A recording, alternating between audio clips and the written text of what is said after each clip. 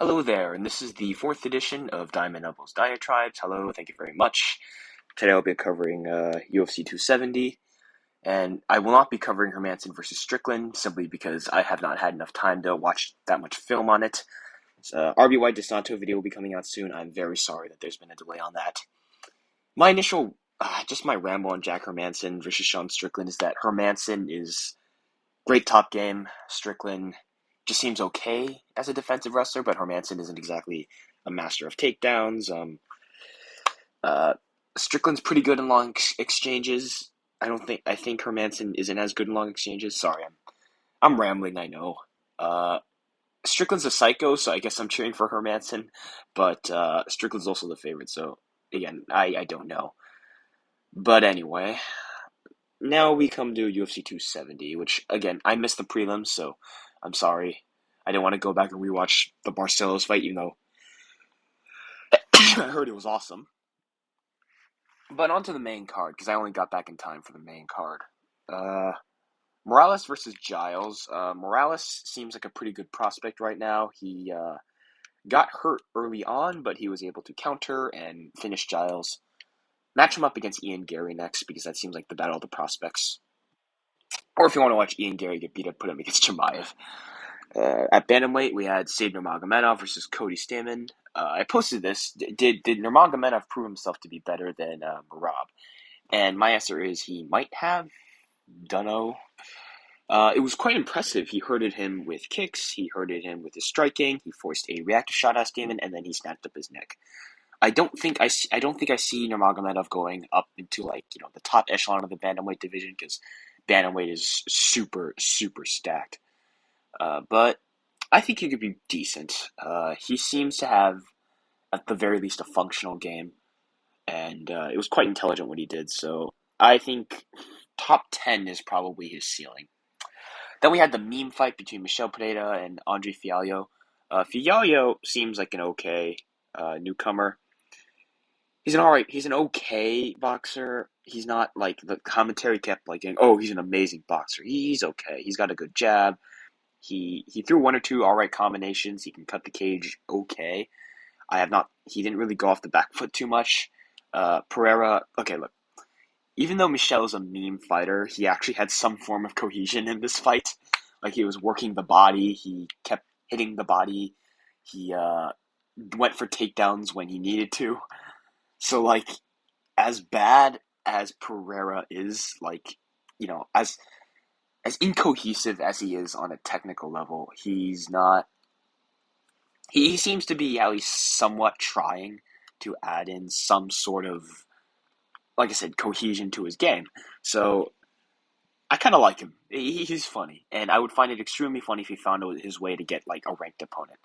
For him, I honestly think he should move up in weight to middleweight because it's a less stacked division with less free cardio wrestlers other than Marvin Vettori. He can put on the muscle, he can do explosive shit, and if he actually gets some cohesion to his game, like the body work, he could actually be okay, I think. I think his ceiling would be like top 10-ish at middleweight, assuming he's not like completely chinny at middleweight. All right, now we get into the co-main, which was the flyweight championship of Davison Figueiredo versus Brandon Moreno 3. I said in my breakdown that I wasn't too sure what Figgy could do to make adjustments and go after Moreno because I wasn't sure if he could fight in any way other than being that physical pressure guy because Figueiredo's whole style is revolved around just being this enormously physical machine, and he could not take Moreno's punches when Moreno really hit him hard, but Moreno could take his punches.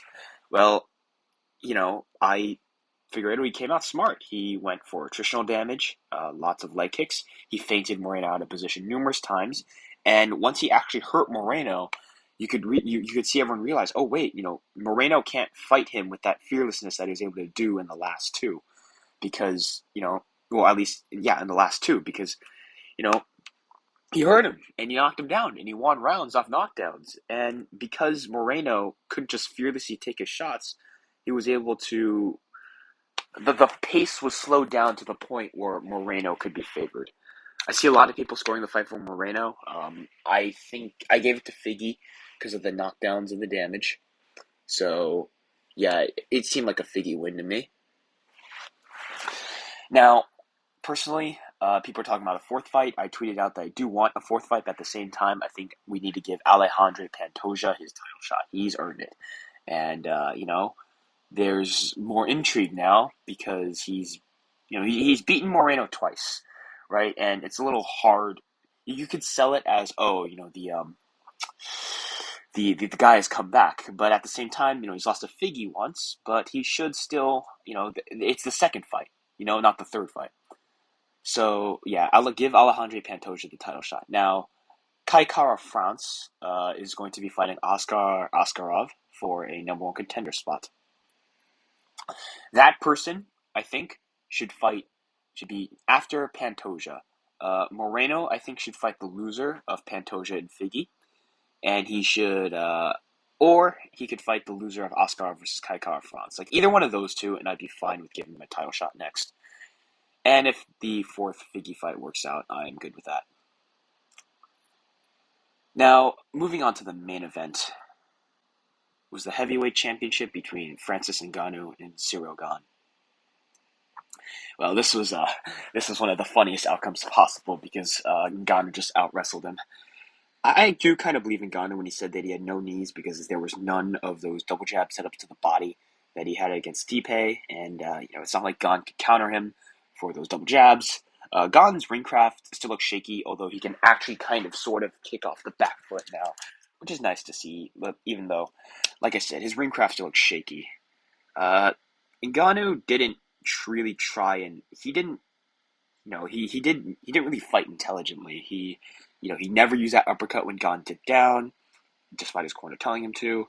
There was no setup. He just threw naked overhands.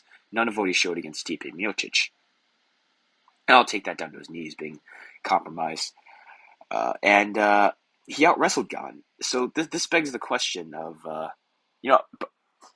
for more on the feet, Gane also looked really bad in long exchanges. Exchanges were super short, but Gane was stumbling all over the place. His feet placement were off, and he seemed uncomfortable with throwing more than a single shot. He was also he didn't really have any answers to pressure other than just a reactive shot in reactive clinches because, like I said, he has those, but he never pivoted off, he never angled off. He can create angles offensively, to an extent, but he can't angle off going off the back foot, and and he can't counter very well either. And an out fighter without ring craft or counters is like a volume fighter with no cardio. Doesn't make any sense. So Gane, I think, really got exposed. I think he's a decent striker for a lower weight class, but all he is, as of right now, is a couple kicks and some bounciness. He can't really deal with he can't deal with pressure fighters who are going to go after him. He can't counter. He is bad in pocket exchanges. And as his head movement looked good, but I do think that any extended exchange is really going to fuck him up badly, especially if he gets crowded against the fence or something like that. So, moving on to the grappling, Francis kind of just hulked Gane over like this. This kind of reminds me, like Francis, he seems to have like the right idea of what to do, even if his technique isn't perfect. Drop down to a double leg here, body lock here, high body lock here. But he's so absurdly strong that he could just hulk Gane over. Gane looked okay as a defensive wrestler. I think he's good enough to like stuff takedowns from your average heavyweight wrestler, even if there aren't that many heavyweight wrestlers. But I do not think he could stuff takedowns from someone like Curtis Blades. And him off his back, he could shrimp well at times, but he kept giving up his back to Francis. He went for a heel hook, which wasn't the worst decision, I don't think, but he turned it to the wrong side and wasn't able to finish it properly. And his grappling looked really just okay. He's strong in the clinch. He has a good reactive clinch game, but he can't really deal with chain wrestling very well. And him off his back or trying to get up, he gives up his back too much. He doesn't know what side to turn the sub under during that scramble, even if he does have a heel hook submission.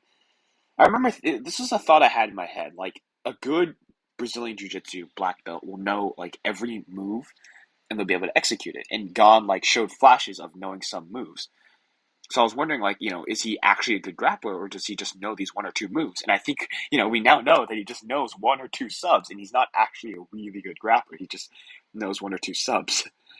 Francis just kind of laid on him, and by the way, I scored the fight for Francis. I see the argument for Gon winning, but at the same time, I don't think he did enough damage in that fifth round out to outweigh the control per the scoring criteria. This fight really kind of convinced me that Prime Stipe would kind of destroy Gon in every single way. Because, like, okay, people say, oh, Prime Stipe wasn't good defensively. Yes, he was. Okay, just because you get hit a lot does not mean you are bad defensively. Gon throws at a much slower pace than Stipe ever did. Therefore, he gets hit less. But that does not mean he is better defensively. He may be more effective defensively depending on the opponent. But in terms of, like, skill, he is not better defensively than Stipe Miocic. Like I said, Stipe gets hit a lot, or hits more, because he throws at a much higher clip. That does not mean, okay, it does not mean that he is worse defensively than Cyril Gane. Stipe has awareness in the pocket. He can actually move his head very well. He can pivot. He can parry. Gane cannot do that many of those things well, other than reactive head movement. And again, Gane seems wildly uncomfortable in long exchanges, and he cannot plant his feet for the life of him in them. He cannot counter, and he cannot kick off the back foot. Well, he can kick off the back foot. He can't punish people for running in on him the way good outfighters can, like Adesanya or Wonder Boy. That was just my brief rant on why, Gon did kind of become a little overrated. Like Gon is like Wonder Boy, but with none of the counters or ring craft. Because what makes Wonder Boy good is the counters and ring craft, and Gon has none of those. He just has some cool kicks, and he's a great kicker, and he's good for heavyweight, but he's not like, he's not this pound for pound wonder kind that people were making him out to be. Do I think he's the best striker in heavyweight history? No. I think that would have to go to someone like Crow Cop or Stipe. Stipe to an extent, maybe. Oh, and by the way, Stipe would be able to out-wrestle Gon. He'd maybe struggle a little with the takedown just because of Gon's physicality, but on top, he would completely crush him and smash him up. So would Curtis Blades, but Blades would be given hell on the feet. And side note, I think Prime Stipe would just pressure Gon into a corner and just beat the fuck out of him in the pocket because, like I said, Gon's ringcraft and back foot footwork are not good. And the thing is, like, you can guarantee that Stipe is going to press him because Stipe hated being kicked. Like, when JDS kicked him in their rematch, he was like, "Herder, I'm just gonna get in your face." And maybe that was JDS, but, Reem kicked him once or twice, if I recall correctly, and Stipe liked to pressure him. So, yeah, that's just my little rant on how Stipe is being a little bit disrespected. Now, overall, it was a really, really, I don't know what the word is, weird card? Weird card.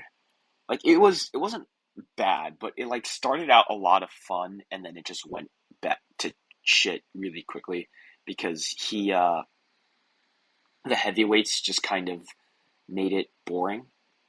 I don't blame Ngannou. I am very happy that Ngannou won, even if I do like Gon, and Gon looked very sad after, because, it's a big screw you to Dana. And, Ngannou, if you look at the pay for the fighters, like, Moreno made, like, $200K, and he brought in, like, 99% of the gate. Like, the entire crowd there it was basically the entire crowd was there for Moreno. I mean, Ferguson and Gaethje were there, for crying out loud. So, he should be getting paid more. And if anyone knows, anything about how much the UFC does make, and the percentage that they pay to their fighters, it looks like shit compared to other organizations. And this is why boxers get paid more. And I see why Ngannou is pretty pissed off, because he made $600K and he got no win bonus because, Dana is pissed out at him. Now, here's the thing. I kind of want Ngannou to, just say, fuck you, UFC, end his contract and run right off into the sunset. But at the same time, I also want to talk about, what would happen if he stayed as champ. So if he stayed as champ, I think a Stipe trilogy is next. I think Stipe has earned a trilogy because because he's the greatest heavyweight of all time. And he was the champ, right? Like normally I don't think champs should get immediate rematches after one title defense, which was Stipe's last reign. But the thing is, this is heavyweight, where, like, very few people make make title runs, and there's literally no one else. Like, are you really gonna book Stipe against Curtis Blades? And if Curtis Blades wins that, he's gonna fight Ngannou for a third time when he's lost twice already. Because I don't think Blades deserves a title shot. You could book Stipe against Blades, but then again, it would just be like, why? You know, like, why would Stipe have to? Like, what is there for Stipe other than the Ngannou trilogy? And that's going to make Ngannou sit out more, which the UFC does not like. Derek Lewis is booked against Tai Tuivasa, so we don't know what's going to happen. We don't know, like, 100% sure what's going to happen there. And we still have Gon in the mix. So I'm of the opinion, let's say you don't give Stipe the trilogy, because I'm biased as a Stipe fan, so maybe we shouldn't give him the trilogy. Then I would say book Cyril Gane against, like, an up-and-comer, because I like him, and I want to give him time to, get his steam back and improve on his wrestling, because Curtis Blades will do no good, really, really, really bad things to him if they fight. So book Gane against, like, Chris Dawkins or something. You know, that's not a bad idea, because Dawkins, lost to Lewis, and he needs to get some steam back. Gane failed his title shot; he needs to get some steam back. Or you could book him against, like, the winner of Volkov Aspinall, even if he already beat Volkov. Then give Curtis Blades either a Derek Lewis, either the winner of Lewis and Tuivasa, even if it would be a Lewis rematch, or give him Stipe, because Stipe needs. Assuming you don't give Stipe the trilogy, I want to see more Stipe fighting. Winner of Lewis of the Blades Stipe fight would get the title shot. A couple reads on how I think that fight would go. Prime Stipe, I think, would really fuck Blades up. He wasn't impossible to take down, but he was quite difficult, and he was quite good at phase shifting, as you can see most prominently in the first Ngannou fight. And Blades kind of sucks at transitional work, so I could see Stipe phase shifting the shit out of him. He's going to outbox him really, really badly, and Blades can't really go 5 rounds comfortably. So yeah, Stipe in his prime, I'd pick Stipe. Now it might be closer, because like I always think that Blades could to an extent wrestle him, but Blades gassed out against Volkov, who is a much worse defensive wrestler than Stipe, and definitely the worst striker of the two. And Stipe, investing in low kicks, hitting the body, face shifting a ton is really going to gas Blades out, and I think Stipe would finish him late. If Stipe loses, I'll have to see what form he showed up in, what kind of improvements he seemed to make against Curtis, for me to say, oh, was that Curtis improving, or was that Stipe being washed? So yeah, that would just be, assuming we don't give Stipe the trilogy, then a number one contender fight with Blades. Now, if Francis decides to leave the UFC, they're going to have to make a fight for the interim title, and I would say that would be Gane versus Miocic or Gane versus Blades. I would prefer Gane versus Stipe, because I still think Stipe is up there. And, Gane, you can make an argument for the second best guy, but I think he'd have to, because he beat Volkov and Rosenstrike. But, there is a guy like Blades who I think is really bad for him, so maybe. Here's the thing, right? Like, Blades does not deserve a title shot off beating the number 6 guy. And Stipe and Gane both just lost to Francis. So, like, if Francis loses, it's, his 2 sons fighting over it. So that makes sense. Sorry, if Francis leaves, not loses. Blah. Now, I want to take a break real quick and talk about something that has really bugged me lately. The Stipe versus Fedor all-time argument. Now, in my opinion, the GOAT should be determined by the most success you have over a long period, which is determined by the wins you have in your resume. This is why Jose Aldo is higher than John Jones on the GOAT list.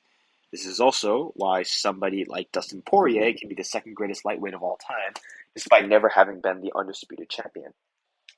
This is also, you get the point. This is also why Robert Whittaker wouldn't need a 16-fight win streak to surpass Anderson Silva, because Jacare Souza alone is better than Anderson Silva's best wins. So, here we go. So, we have Fedor's resume, which, by the way, just so you know, it's Fedor and Stipe are the top 2. Like, I don't see any argument for anyone else. So, Fedor actually has a pretty good resume for a guy who fought in, like, the early 2000s. Crow Cop, shouldn't have to explain that.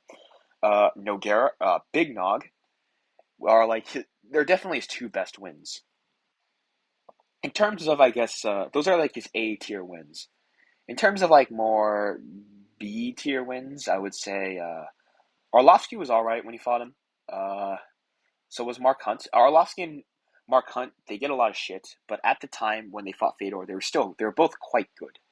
So I would say those are like his B tier wins. He's also got a couple like law wins. Heath Herring, Coleman, and Randleman are all pioneers. They would not do nearly as well today. Similar thoughts with Tim Sylvia. I find it quite funny when they go, "Oh, he beat multiple former UFC champions." Yeah, because one of them was heavyweight Quinton Rampage Jackson.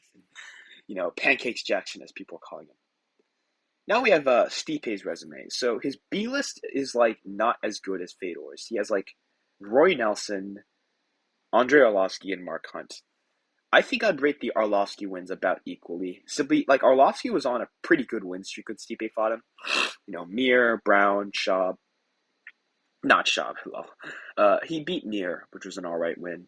And when he fought Fedor, he had just come across. He was like a couple years removed from his losses to Tim Sylvia.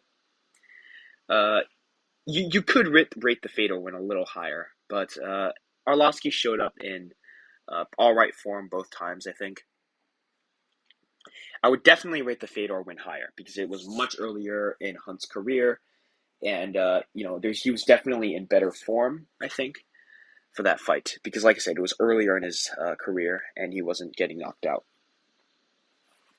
But then we go to Stipe's A list, which is like it kind of blows Emelianenko's list out of the water. We have Werdum in his prime, who is a top 5 all-time heavyweight. We have a good form Overeem, who was he was quite good around this time. Overeem has a lot of losses, but at the time when he fought Stipe Miocic, he was on a 4-fight win streak. He had moved to Jackson Wink and made some noticeable improvements. He then went on to knock out Mark Hunt and to beat Werdum. After those, he had those 2 brutal losses to Blades and Ngannou. He beat Oleinik and Pavlovich, which, not much, but still all right. And then he was beating Rosenstruck until a last-second KO. Then you have the Sakai and Harris fights, and then obviously the Volkov fight. So, like Overeem wasn't completely washed when he fought Stipe. He was really good, and he's a top 5 all-time heavyweight. Then you have JDS, who is like a top 7 heavyweight, and people say, oh, the Dos Santos Wars definitely, the Kane Wars took a ton out of JDS. And while I do think that, I also think that I think it was the Ngannou loss that really killed him because after the losses to Kane, he beat Stipe, lost to Overeem, beat Rothwell, lost to Stipe the second time. But then, I mean, he knocked out Derek Lewis and tied to Ivasa. Like he was still all right afterwards. And then he had and then he had the Ngannou loss, and then a sad 3-fight skid afterwards. So like it was a fine form JDS. It wasn't absolute prime JDS, but he was still fine. And I'd put him around the level, like around Big Nog-ish. He's like right between A tier and B tier.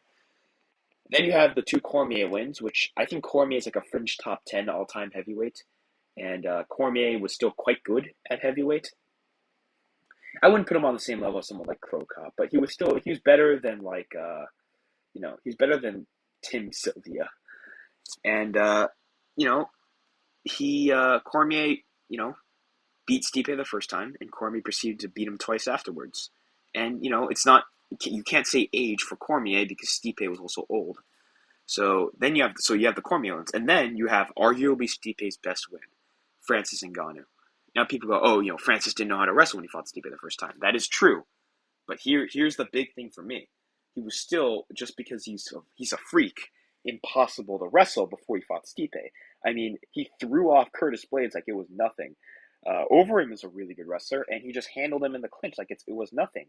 And obviously there's that brutal KO. And Stipe was the only one who was able to take him down like that. It was a great win for Stipe because Blades, who was an amazing wrestler, even though that was his UFC debut, he was still a great wrestler at the time. And Blades didn't really make huge improvements until like around, I think like the Hunt fight and the Overeem fight was where we really saw it. And so, it was still hard to wrestle at the time. And then we have the way Stipe beat him, which was he face shifted the shit out of him. He destroyed his ability to counterpunch with feints. Like it was an amazing performance from Stipe, as we all know, and it was against a really high quality opponent. Yes, it was a raw opponent, but it was still one of the most terrifying knockout artists we've ever seen. So I think like if we factor all that in, and the fact that Fedor just kind of has a lot of like okay wins, versus like two really good ones, I just think it's clear. It's Stipe's the heavyweight goat. But I don't mind putting Fedor above him, but it's pretty clear Stipe for me. Now, I'm going to close this out with a couple questions. Well, two questions from one man on Twitter, Cutman MMA. What tactical adjustments do you think Brandon could have made to change the outcome of the fight? Well, you know, first of all, I think he should have either countered the leg kicks or checked them. I think he let Figgy break him down too much, and he also let Figgy control the pace of the fight with his counterpunching. Figgy stayed defensively sound in the pocket. Moreno tried to force pocket exchanges with him at times because he won a decent amount of the pocket exchanges in the last fight. After like he avoided them and then he won them, if that makes any sense. But Figgy stayed smart. He counterpunched the shit out of him. He landed a ton of attritional damage, and he limited the grappling. He also made vast improvements to his body lock defense, and that opportunistic body lock was a huge weapon for Moreno. It's something that Cejudo clearly worked on with Figgy. So I would say that Moreno should, first of all, he was able to body lock Figgy at one point, but if I recall correctly, it was when he got a really good entry on it. The other times, he just kind of had okay entry. So first of all, I think letting Figgy pressure him again might honestly be the smarter move and just jab his face off. But he needs to make vast improvements in his ring craft, I think. Maybe try and pivot off and avoid exchanges. Because Figgy's going to win those long exchanges. And your second question is, how much do you think the power difference made a big factor in the fight? Well, yeah, that's what I'm going to go to, right? Like, Figgy could hurt Moreno this time, which was big because he wasn't able to, he didn't really hurt him badly in their other two fights. So, the fact that he can hurt Moreno this time is really going to cause a lot of questions. Should Moreno do this? How fearless can Moreno be? Because Moreno, I had so much confidence in his chin going in that I wasn't too sure what Figgy could do to adjust. So I'm going to have to think about this a lot because, I'm not that good at making initial reads like off the top of my head. So this is going to be a really, really surface level analysis of the tactical adjustments Brandon could make, as you could already hear. But honestly, like Figgy, check the leg kicks or counter them. Time your jab. Return with the attritional damage to try and slow Figgy down because we now know Figgy is trying to control the pace of the fight so that he won't fade late, which he did do in their first fight. To an extent, obviously. And he's letting Moreno take the center of the cage, but he doesn't care because he's able to contest him at range now, and he can prevent Moreno from going into opportunistic body locks. The scrambling, I think I would still give the side edge to Moreno because the scrambling was mostly even in the third fight, except Moreno actually won one of the scrambles. So I think I would still give Moreno a slight edge in the scrambling. So I think Moreno should try and jab Figgy's face off. He needs to go for his reactive body locks, but have a much better entry on them. Because in their third fight, his reactive body locks, unless he had a perfect entry on them, were just kind of thrown aside. He needs to stop trying to grind Figgy against the fence because Figgy is so much more physical than him and actually knows how to defend body locks now. And he needs to try and really ruin Figgy in the clinch, honestly. This is mostly improvements to Moreno's game, I think. But this is what just off the top of my head.